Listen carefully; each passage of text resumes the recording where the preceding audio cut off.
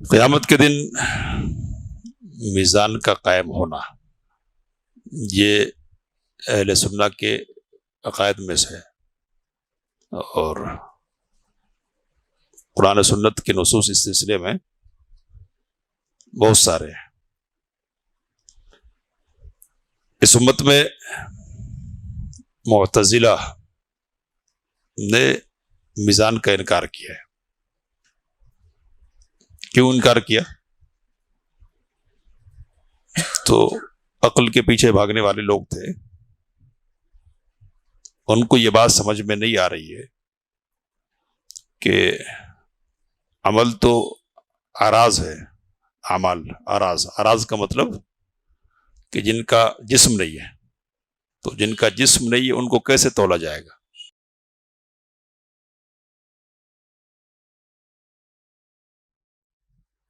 رسولنا محمد وعلى آله وصحبه أجمعين، أما بعد، فأعوذ بالله من الشيطان الرجيم، بسم الله الرحمن الرحيم، ونضع الموازين القسط ليوم القيامة فلا تظلم نفس شيئا، وقال عز وجل والوزن يومئذ الحق، فمن ثقلت موازينه فأولئك هم المفلحون۔ امام بربہاری رحمہ اللہ کی کتاب شرح السنہ کے ہفتہ واری درس میں آج میزان سے متعلق گفتگو ہمارے سامنے ہے۔ امام بربہاری رحمہ اللہ فرماتے ہیں کہ والایمان بالمیزان یوم القیامہ یوزن فیہ الخیر والشر لہ کفتان ولہ لسان، کہ قیامت کے دن میزان کے قیام پر بھی اہل سنہ والجماعہ کا ایمان ہے، جس میں خیر اور شر کو وزن کیا جائے گا، اور اس میزان کے دو پلڑے ہوں گے اور ایک لسان، یعنی وہ ڈنڈا جس کو پکڑ کر بیچ میں اٹھاتے ہیں وہ ہوگا۔ قیامت کے دن میزان کا قائم ہونا یہ اہل سنہ کے عقائد میں سے ہے، اور قرآن سنت کے نصوص اس سلسلے میں بہت سارے ہیں۔ اس امت میں معتزلہ نے میزان کا انکار کیا ہے۔ کیوں انکار کیا؟ تو عقل کے پیچھے بھاگنے والے لوگ تھے، ان کو یہ بات سمجھ میں نہیں آ رہی ہے کہ عمل تو اراض ہے، اعمال اراض کا مطلب کہ جن کا جسم نہیں ہے، تو جن کا جسم نہیں ہے ان کو کیسے تولا جائے گا؟ ان کو یہ بات سمجھ میں نہیں آ رہی۔ تولنے کے لیے کوئی دکھنے والی چیز تو ہونی چاہیے نا، تو اس فکر کی بنیاد پر انہوں نے میزان کا انکار کر دیا، تولے جانے کا انکار کر دیا، اور کہا کہ میزان سے مراد عدل ہے، یعنی عدل قائم کیا جائے گا۔ میزان قائم کرنے کا مطلب عدل، یعنی انصاف قائم کیا جائے گا۔ لیکن ظاہر سی بات ہے کہ ان کی یہ فکر غلط ہے، ان کے دوسرے بہت سارے افکار کی طرح، اور ان کا انکار کرنا صریح نصوص کا انکار کرنا ہے۔ قرآن میں بھی واضح لفظوں میں میزان کا ذکر ہے، اور نبی اکرم صلی اللہ علیہ وسلم کی احادیث میں بھی میزان کا ذکر ہے۔ عقلی استبعاد کی بات اب تو پرانی ہو گئی ہے، اب ایسی مشینیں وجود میں آ گئی ہیں کہ جن کے ذریعے سے اراض کو بھی تول رہے ہے نا، ٹمپریچر کو معلوم کرنا، پریشر کو معلوم کرنا وغیرہ، ایسی چیزوں کو تولنا اور معلوم کرنا کہ جن کا وجود ظاہری طور پر نہیں ہے، یہ ایک عام چیز ہو گئی. تو اب تو وہ اپنی بے عقلی کا ماتم کرتے تھے اگر ہوتے اس دور میں، اور انکار کرنے کی وجہ نہیں ہوتی. اہل سنہ والجماع عقل کی بنیاد پر نہیں، نقل کی بنیاد پر جیتے ہیں. قرآن میں آیا تو کہنے والا کون ہے؟ اللہ ہے. اور اللہ کون ہے؟ تو ہر چیز پر قدرت رکھنے والا ہے. وہ تولنے کو کہہ رہا ہے، تولا جائے گا، میزان قائم کیا جائے گا تو تولنا ہے. ہم اپنی حیثیت کی بنیاد پہ کسی چیز کو نہیں ناپیں گے نا، کہ جو بول رہا کہ میں ایسا کروں گا وہ کون ہے اس کو دیکھیں گے. تو ہم تو تولنے والے نہیں ہیں اور ہم میزان قائم کرنے والے نہیں ہیں، بلکہ اللہ ہے. کون؟ اللہ. تو ہر چیز پر قدرت رکھنے والا اللہ. تو اس لیے بعض علماء نے نقل کیا، اور ابن عباس رضی اللہ تعالیٰ عنہ سے بھی ایک روایت آئی ہے اس سلسلے میں کہ انہوں نے کہا کہ اعراض کو اجسام میں تبدیل کر دیا جائے گا. سمجھ رہے بات؟ یعنی اعمال کا جسم تو نہیں ہے، لیکن قیامت کے دن اللہ تعالیٰ ان کو جسموں میں بدل دے گا. اور عمل کیا ہے؟ جسموں کی شکل میں حاضر کیے جائیں گے اعمال. ممکن ہے کہ اللہ تعالیٰ کرے، اگر نہیں بھی جسم ہو تب بھی اللہ تعالیٰ توڑ سکتا ہے، اور اس پر ہمارا ایمان ہے کہ اللہ سے کچھ بھی ناممکن نہیں ہے، وہ ہر چیز کو کر سکتا ہے. تو یہ اہل سنہ والجماع کا عقیدہ ہے کہ میزان قائم کیا جائے گا. اور 3 جو خطرناک مقام ہیں قیامت کے دن، ان مقامات میں سے ایک ہے یہ. سیدہ عائشہ رضی اللہ تعالی عنہا آنسو بہا رہی ہے. نبی اکرم صلی اللہ علیہ وسلم پوچھ رہے کہ عائشہ کیا بات ہے؟ تو قیامت کے دن کی فکر پریشان کر رہی ہے. پوچھتی ہیں کہ اللہ کے رسول صلی اللہ علیہ وسلم، اللہ کے یہاں آپ کا تو بڑا مقام ہے، تو آپ یہ بتلائے کہ اپنے گھر والوں کے لیے کچھ کام آئیں گے قیامت کے دن آپ؟ تو کہا کہ 3 ایسے مقامات ہیں کہ جہاں کوئی کسی کو نہیں پوچھے گا. کون سے مقامات؟ تو پہلا مقام ہے نام اعمال کی تقسیم کا. دائیں یا بائیں جب تک ہو نہ جائے، کوئی کسی کی طرف دیکھے گا، ہر آدمی اپنے بارے میں پریشان ہوگا کہ میرا کدھر ملنے والا ہے، میرا کدھر ہونے والا ہے. اور دوسرا یہ مقام میزان کے قیام کا موقع، کہ جب تک فیصلہ نہ ہو جائے کہ پلڑا کدھر جھک رہا ہے، اچھائیوں کی طرف یا گناہوں کی طرف، برائیوں کی طرف، کوئی کسی کو نہیں پوچھے گا.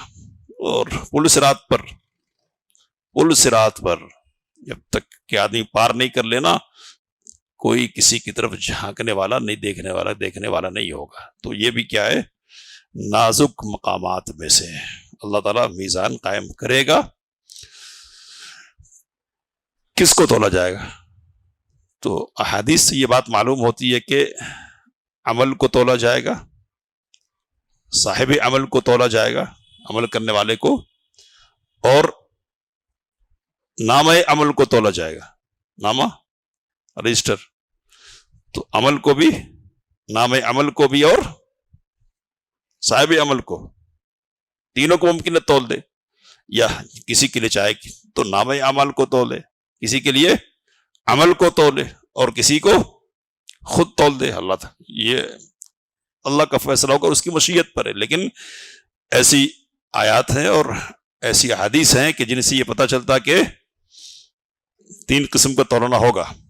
عمل کو بھی تولا جائے گا، اور صاحب عمل کو، اور نام عمل کو. تو اس سلسلے میں کچھ روایتیں ہمارے سامنے قرآن مجید میں مطلق طور پر یہ بات کہی کہ میزان قائم کی جائے گی، لیکن تفصیلات کہاں ہیں؟ حدیث میں.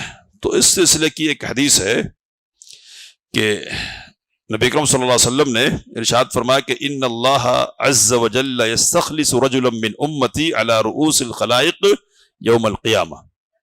قیامت کے دن اللہ تعالیٰ میری امت کے ایک شخص کو تمام لوگوں کے سامنے نکالے گا. الگ کرے گا، چھانٹے گا. فَيَنْشُرُ عَلَيْهِ 99 سِجِلَّةً، اور اس کے سامنے 99 رجسٹر پھیلا دے گا. ہر رجسٹر کی صورت کیا ہوگی؟ تو کہا کہ مد البصر، جہاں تک نگاہ جا رہی ہوگی نا اتنا چوڑا ہوگا وہ رجسٹر. ثم یقول اتنکر من هذا شیئا، پھر اللہ تعالیٰ فرمائے گا کہ کیا تو ان میں سے کسی کا انکار کرتا ہے؟ تجھے انکار ہے کہ یہ میرے نہیں ہے، میرے نہیں ہے، یہ بڑھا لیے گئے. اظلمتک کتبتی المحافظون، میرے لکھنے والے جو محافظ فرشتے تھے نا، کیا انہوں نے لکھنے میں تم پر ظلم کیا ہے؟ اپنی طرف سے بڑھایا ہے یا کچھ؟ جو کچھ تم نے نہیں کیا ان کو لکھ لیا ہے؟ قال لا یا ربی، تو وہ کہے گا کہ نہیں میرے رب نہیں. فیقول الک عذر او حسنہ، اللہ پوچھے گا کوئی عذر ہے تیرے پاس؟ کوئی بات کہہ سکتا کہ میں نے یہ غلطیاں کی ہے اس وجہ سے کر لیا اے اللہ، یا یہ نیکی ہے میری کہ اس کی بنیاد پر میرے حق میں ذرا بہتر فیصلہ ہو جائے؟ تو فیبہت الرجل، آدمی پریشان ہو جائے گا، حیران، خاموش ہو جائے گا. فیقول لا یا ربی، کہے گا نہیں اے میرے رب. اللہ تعالیٰ فرمائے گا بلا ان لک عندنا حسنہ، ہمارے پاس تمہاری ایک نیکی ہے واحدہ، لا ظلم اليوم علیک، آج کے دن تم پر ظلم نہیں کیا جائے گا. فتخرج له بطاقہ، تو اس کے لیے ایک بطاقہ، پرچی نکالی جائے گی، فیہا، جس میں لکھا ہوگا اشہد ان لا الہ الا اللہ وان محمدا عبدہ ورسولہ. فیقول، اللہ تعالیٰ فرمائے کہ احضرہ، اس کو حاضر کرو. فقول یا ربی، وہ کہے گا کہ اے میرے پروردگار، ان 99 رجسٹروں کے مقابلے میں اس پرچی کی کیا قیمت ہو سکتی ہے؟ ما هذه البطاقہ ما هذه السجلات؟ فیقال انک لا تظلم، اللہ کی طرف سے کہا جائے گا کہ تجھ پر ظلم نہیں ہونے والا ہے. فتوضع السجلات فی کفہ، تو ترازو کے ایک پلڑے میں 99 رجسٹر رکھ دیے جائیں گے، اور دوسرے پلڑے میں وہ ایک پرچی رکھ دی جائے گی. نبی اکرم صلی اللہ علیہ وسلم نے کہا فتاشت السجلات، تو رجسٹر جو 99 ہوگا نا وہ اوپر ہو جائیں گے، ہلکے ہو جائیں گے، اور وہ پرچی والا جو پلڑا ہوگا نا وہ جھک جائے گا. اللہ کے نام کے ساتھ کسی چیز کا کوئی وزن ہو ہی نہیں سکتا ہے، نبی صلی اللہ علیہ وسلم نے فرمایا کہ اللہ کے نام کے ساتھ. تو اس روایت سے کیا بات معلوم ہو رہی ہے؟ نام عمل تولا جا رہا ہے، ہے کہ نہیں؟ پرچیاں ہیں جس پر لکھا ہوا ہے لوگوں کے اعمال، انسان کے اعمال لکھے ہوئے، ان کو تولا جا رہا ہے. اس روایت سے یہ بات معلوم ہو رہی ہے. اور دوسری باتیں تو ہے ہی، توحید کی کیا عظمت ہے. اور امام ابن تیمیہ رحمہ اللہ نے لکھا ہے کہ لا الہ الا اللہ تو سب کہتے ہیں، لا الہ الا اللہ کی بنیاد پر اگر فیصلہ ہو تو سب کہتے ہیں نا. تو وہ کون سی چیز ہے جو اس کے لا الہ الا اللہ کو اور اس کی گواہی کو اس قدر وزنی بنا دے رہی؟ کون سی چیز ہے؟ تو امام ابن تیمیہ رحمہ اللہ نے فرمایا کہ وہ اخلاص ہے. اخلاص قیمت متعین کرتا ہے. تو اس نے اخلاص کی بنیاد پر کا عملی کوتاہی اس سے ہوئی ہے. تو یہ کیا ہے؟ نام عمل کے تولے جانے کی مثال ہے. نبی صلی اللہ علیہ وسلم نے کہا کہ الحمدللہ تملأ المیزان، الحمدللہ کیا میزان کو بھر دے گا. اور کہا نبی صلی اللہ علیہ وسلم کہ کلمتان خفیفتان علی اللسان، 2 کلمے ہیں زبان پر ہلکے ہیں، ثقیلتان فی المیزان، میزان میں بھاری ہیں، اور حبیبتان الی الرحمن، رحمان کو بہت محبوب ہے. سبحان اللہ و بحمدہ سبحان اللہ العظیم. تو یہ عمل کو تولنے کی مثال ہے، اور آدمی کو تولا جائے گا. تو صحیح بخاری میں روایت ہے کہ نبی اکرم صلی اللہ علیہ وسلم نے کہا کہ انہ لیأتی الرجل السمین العظیم، ایک ایسا آدمی ہے جو بڑا موٹا ہوگا، لمبا ہوگا، بڑا عظیم ہوگا، ہے نا. اس کو رکھ دیا جائے گا میزان میں. لا یزن عند اللہ جناح بعوضہ، اللہ تعالیٰ کے یہاں اس کا وزن مچھر کے پر کے برابر بھی نہیں ہوگا. آدمی کو تولا جا رہا. تو اب یہ وزن کیوں نہیں ہے؟ موٹا ہے، تازہ ہے، جسامت کے اعتبار سے تو بھرپور ہے، لیکن حیثیت کیا ہے؟ مچھر کے پر کے برابر بھی نہیں ہے۔ کیوں ہے؟ ظاہر سی بات ہے کہ ایمان اور عقیدے کی بنیاد پر یہ معاملہ ہونے والا۔ ایمان اور عقیدہ اگر مضبوط ہے تو کیا ہے پھر؟ تو ابن مسعود رضی اللہ تعالی عنہ مشہور صحابی، دبلے پتلے، ہے نا، پیلو کے درخت پر چڑھ گئے، کس لیے؟ وہ توڑنے کے لیے مسواک کے طور پر استعمال کرتے ہیں۔ تو چڑھے، ہوا چل رہی ہے، کپڑا ہٹ گیا، پنڈلیاں نظر آئی، بہت باریک ہے۔ تو صحابہ کرام رضوان اللہ تعالی علیہم اجمعین باریک پنڈلیوں کو دیکھ کر ہنسنے لگے۔ نبی صلی اللہ علیہ وسلم نے پوچھا کہ مما تضحکون، کس بات سے ہنستے ہو، کیوں ہنس رہے ہو؟ کہا کہ من دقت ساقی، ابن مسعود کی باریک پنڈلیوں کو دیکھ کر ہنسی آ رہی ہے۔